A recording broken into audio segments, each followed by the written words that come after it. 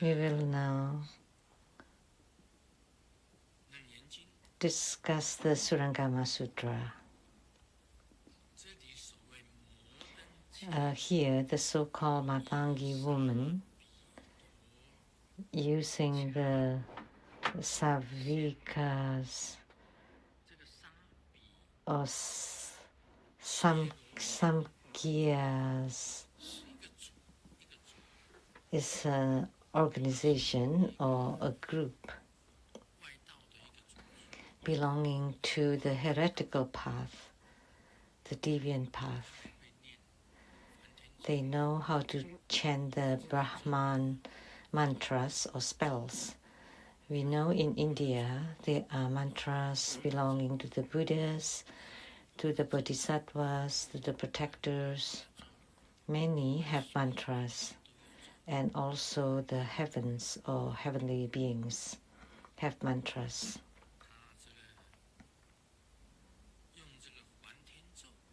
So she used the Brahman mantra or spell in this case, and was known to this Matangi woman, and she enticed Ananda, seduced him into her chamber, took off their clothes and crashing each other, and was about to break the precepts of the body. So the precepts will be broken, violated,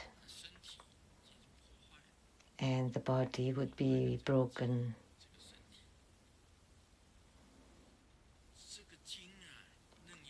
And the sutra, main character is Ananda. The sutra was spoken because of him. So Sakyamuni Buddha spoke the sutra because of Ananda. If Ananda has been doomed, then what else to talk about? It'll be over. But it showed that he was not over.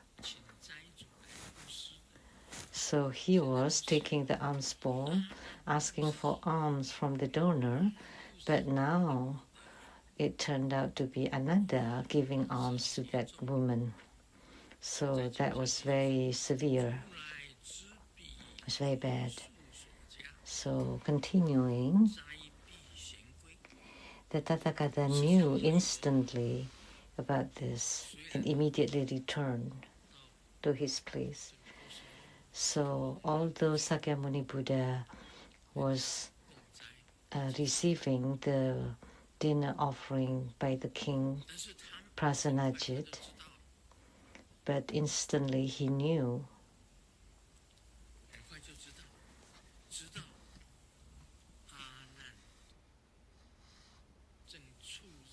He knew that Ananda was at the brink of danger.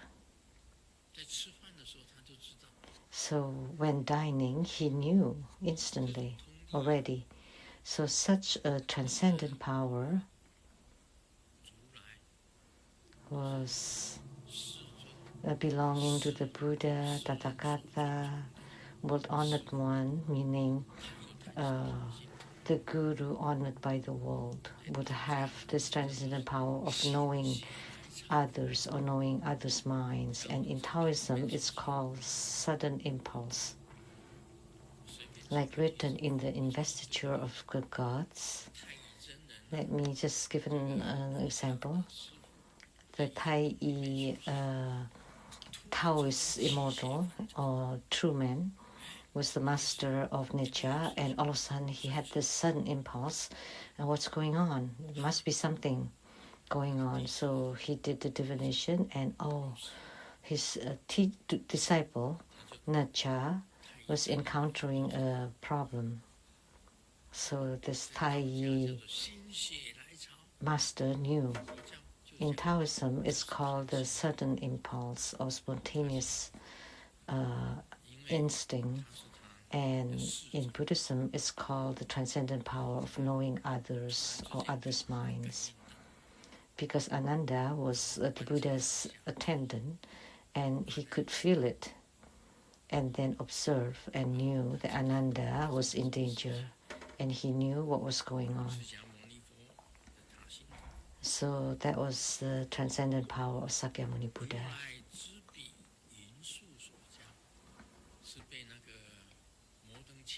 So the Matangi woman used the Brahmanic spell to seduce Ananda, and then they took off the clothes in the chamber, and they were dazed. Ananda was muddle-headed. But what can you do when you're dazed? Just laying there, you cannot do anything, right? You have to be aware and awake to do something. So that's the experience. But his desire was aroused. So King Prasenajit invited him for the delicacies banquets, and he finished his meal fast and immediately returned to the Jetavana monastery, the Anathapindaka, followed by the king, Prasenajit, and all the ministers from the palace, and the wealthy nobilities, the laity, all followed the Buddha, returning to Jetavana monastery, wishing to hear the essential Dharma teaching of Sakyamuni Buddha. So many people followed to listen to Sakyamuni Buddha's Dharma teaching. So at that time, world honored one, meaning respected by the worldly beings, is one of the 10 epithets of the Buddha. Tathagata too, thus come one, thus gone one, and teachers of gods and heavens, and at the perfect knowledge, the well gone one. There are 10 epithets. So at that time, Sakyamuni Buddha's crown radiated hundreds precious jeweled light. Seated on the Dharma throne, the crown opened. It's not opening the apex, but from his crown, naturally, the precious jeweled light appeared.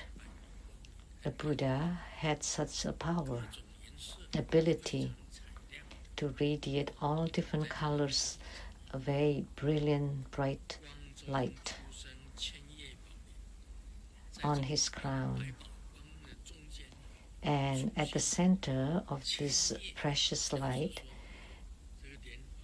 appeared 1,000-petal lotus, meaning the lotus had many petals.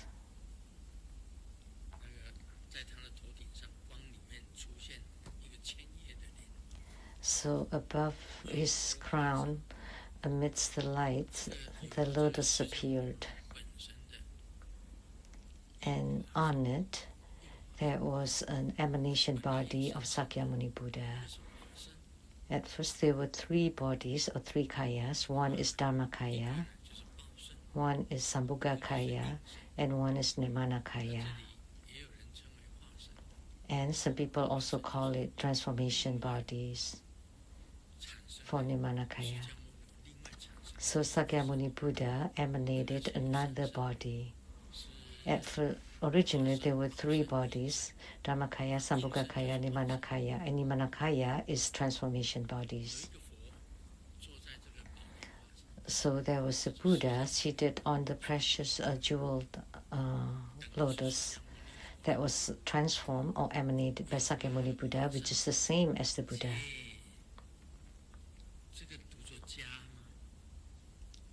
Forming,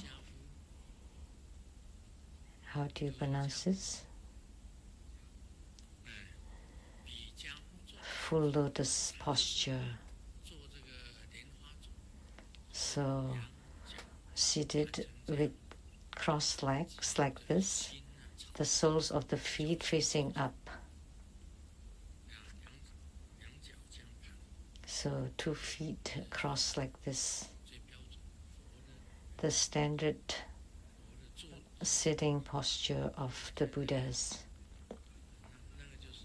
Like that. That's Vajrasattva, right?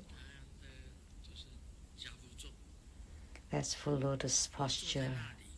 The Buddha was seated there, proclaiming the divine mantra. He was chanting the Surangama mantra. A Buddha or the Buddha sometimes can transform many Buddhas, many bodies to deliver sentient beings. Not just one person, because one person cannot be enough. So they can manifest many bodies, and they are all their transformation bodies. Like many of you present, or some from faraway places in other countries, can see Padma Kumara's emanation bodies. Many people can see the Dharma bodies or transformation bodies of Padma Kumara. Some for 24/7 and together during bath, sleep, and don't laugh, and eating all the time together. So really, emanation body is like that. So Sakyamuni Buddha emanated this transformation body in a full lotus posture and chanted the Surangama Sutra. And he commanded Manjushri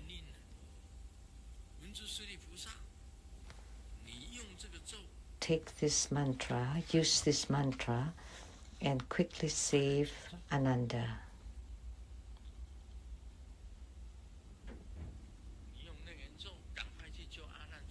So use the Surangama mantra to quickly save Ananda.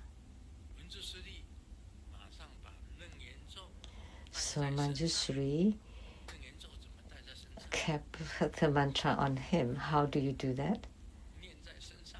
Just chant it with him or on him.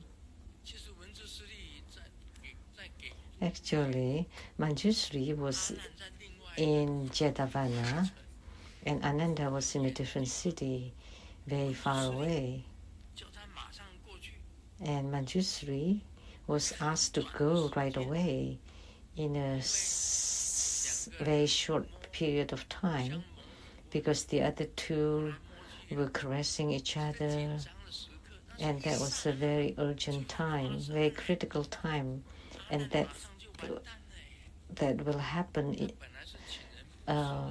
right away. And Anand was about to be doomed.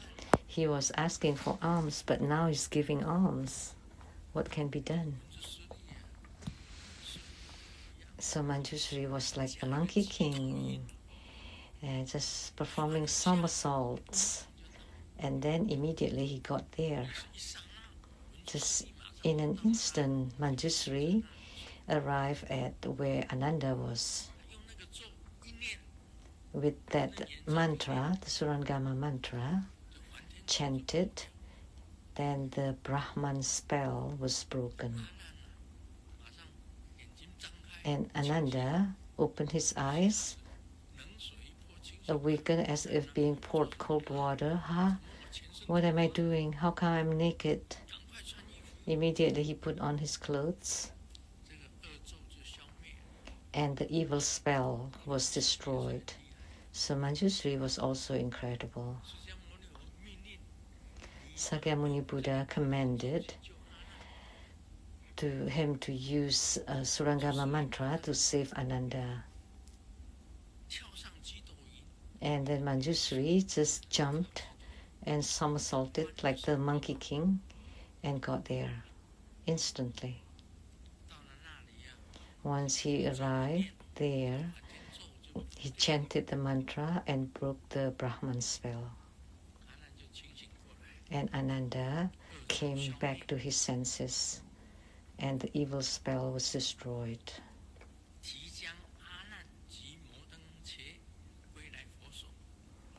Then he brought Ananda and Matangi woman back to the Buddha's place.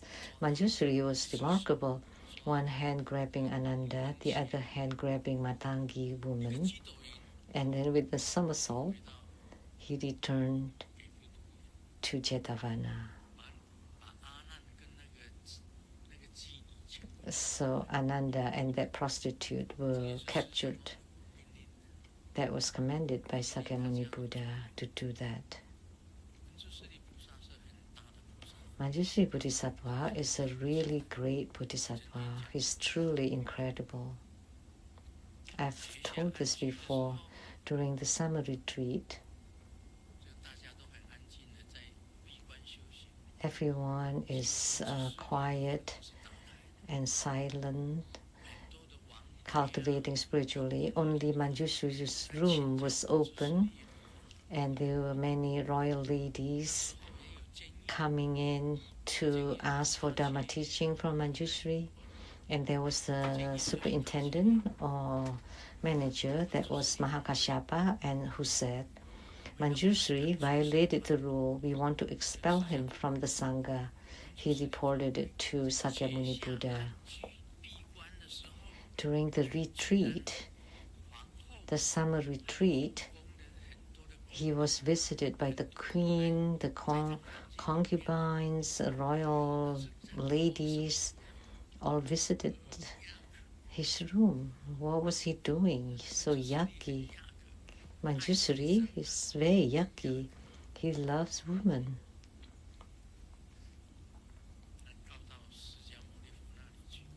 So he escalated to the Buddha. And Sakyamuni Buddha said, oh, you want to expel Manjusri, Bodhisattva? Let me show you. And he waved his arm, and look at the sky. And in the sky there were many Buddha verses. And in each of the Buddha verses there was Manjusri Bodhisattva. And Mahakashyapa was shocked that Manjusri Bodhisattva had so many split bodies or emanation bodies, that in all the worlds, the Buddha verses, there is a Manjusri Bodhisattva. How could you expel him? Impossible. So Manjusri had tremendous transcendent power, supernatural power. He had many emanation bodies. So at this time, Manjusri brought back Ananda and Matanga woman, and with the somersault returned to Jetavana, and then brought them to the Buddha.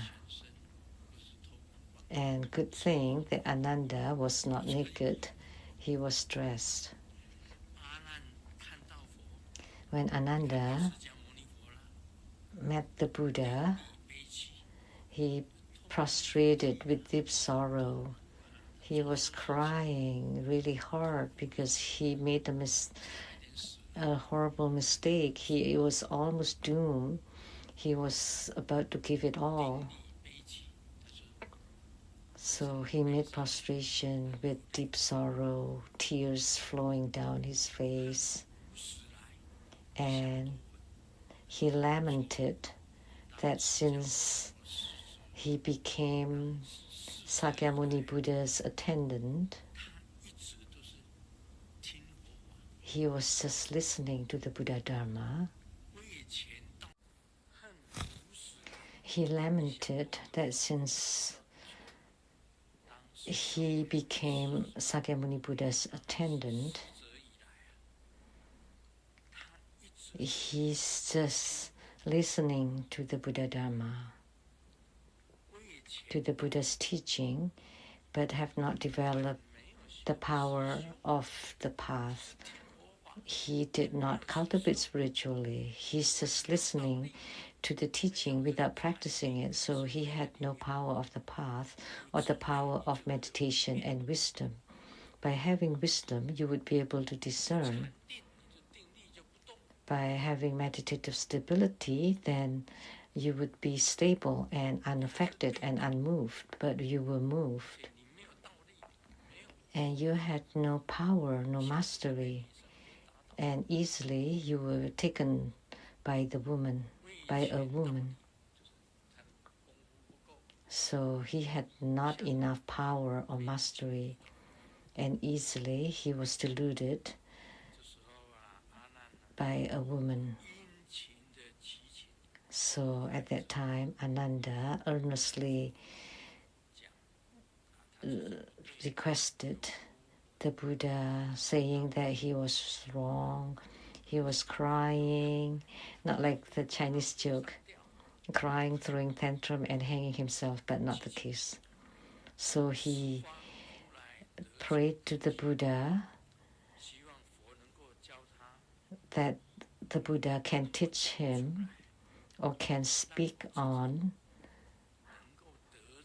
how I can attain enlightenment like the Tathagatas of the 10 directions. It means that Tathagatas of the 10 directions, meaning many Buddhas, come to teach how to attain the meditative stability and how to attain enlightenment. Puthi. What is Puthi? That's enlightenment, awakening, realization. That's Puthi, and liberation. If you're liberated, that's you've attained Puthi. Puthi. So please tell us how we can be like the Tathagatas of the 10 directions to gain enlightenment, having meditative stability and wisdom. There are 3 methods. The marvelous samatha, sammo, and dhyana. What is the marvelous samatha? And what is sammo or samadhi? And what is dhyana? Anybody can explain?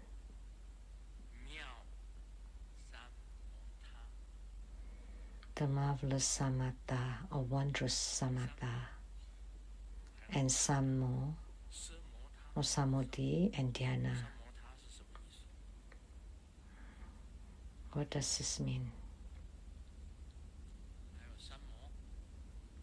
Samatha, samadhi, and dhyana. Let me tell you, the easiest way, samatha is stopping. What is stopping? Stop. And what is sammo? That's quiet contemplation. Quiet down and use contemplation, observation. And what is dhyana? That's meditative stability, meditative power. These are my explanation. First, you stop. Then you contemplate or observe. And lastly, you generate a meditative power, which is dhyana. Stopping, quiet contemplation, and meditative stability, dhyana. That's a method of spiritual cultivation according to Buddha Dharma. Up till now, there is a stopping and contemplating. 2 methods, twofold twofold, and dhyana is meditative stability. How should I explain this? I will use like stated in the Surangama Sutra.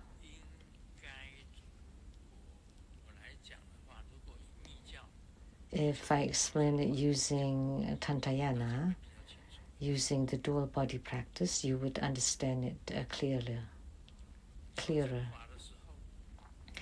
During the dual body consort practice, first you need to arouse your desire, because by having desire, you can do it. Once desire is aroused, to the most critical time, you need to stop. You stop it. You stop the desire. Once the desire is stopped, you will not have emission. And then you visualize your yidam in the sky, and you enter into the heart of the yidam. You become the yidam, and you enter into meditation. Those are the threefold method. First, although you have desire in the dual body practice, but at the most critical time, you put on the brake to stop. That's the stopping.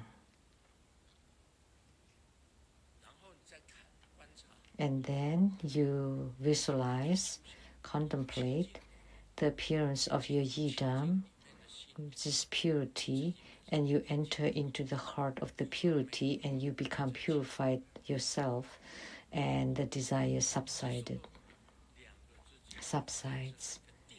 So between these two, meditative power is generated, and that's dhyana. So that's a method of spiritual cultivation.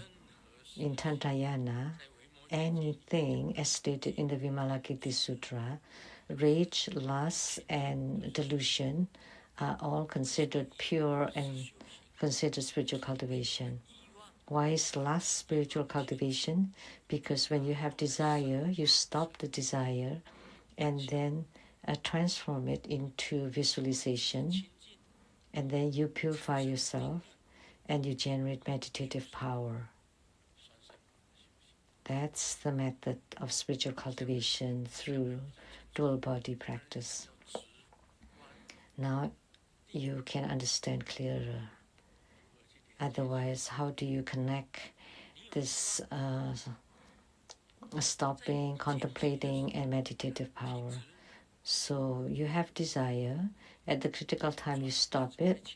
You transform it into the pure yidam and generate meditative power. That's dhyana. That's stopping and contemplating. So samatha is stopping. Samo or samadhi is contemplating. And dhyana is the dual execution of stopping and contemplating to generate meditative power, and that's dhyana. Dhyana, meditation, meditative stability, and meditative power. And this is the initial skillful means at the beginning of spiritual cultivation. Therefore, I just give an example. And dual body consort practice is not to be practiced by everyone. And you have to be able to do it and master it. If not, in Taoism, if you follow the emission, then you would give birth to a child, a human. But if you don't let it out and you reverse it, you become a sage. Following produces a human, reversing produces a sage. So in Taoism, there's also this method of like connecting. And then you reverse it to become a sage. So you refine the essence into spirit, to refine the essence into chi into spirit, and spirit return to sagehood. And then you become a sage. That's the key formula in Taoism.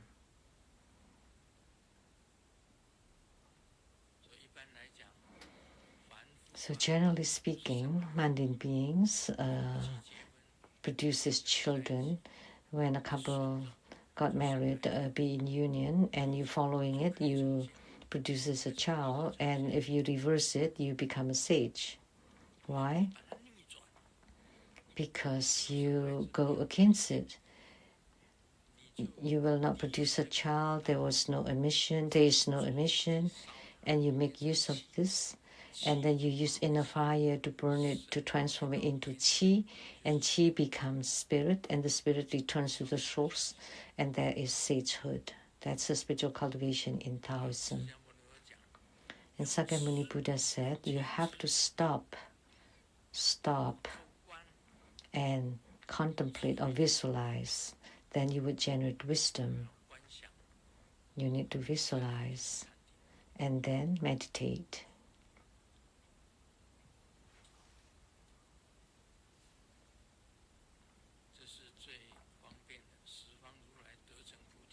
That's the most convenient methods of the Tathagatas of the 10 directions, using these 3 methods. Stopping, visualizing to attain meditative stability. And at that time, there were also many bodhisattvas, as many as the sands of the Ganges rivers, the great arhats, the Prateka Buddhas, are eager to listen to the teaching and seated with reverence. So at that time, great arhats of the 10 directions and bodhisattvas like the sands of the Ganges rivers, meaning very many of them, and Prateka Buddhas who are enlightened without teachers, they all wish to hear Sakyamuni Buddha's give Dharma teaching eagerly, and then retreated, seated on their seats quietly to receive the Dharma teaching of Sakyamuni Buddha. Now, do you understand?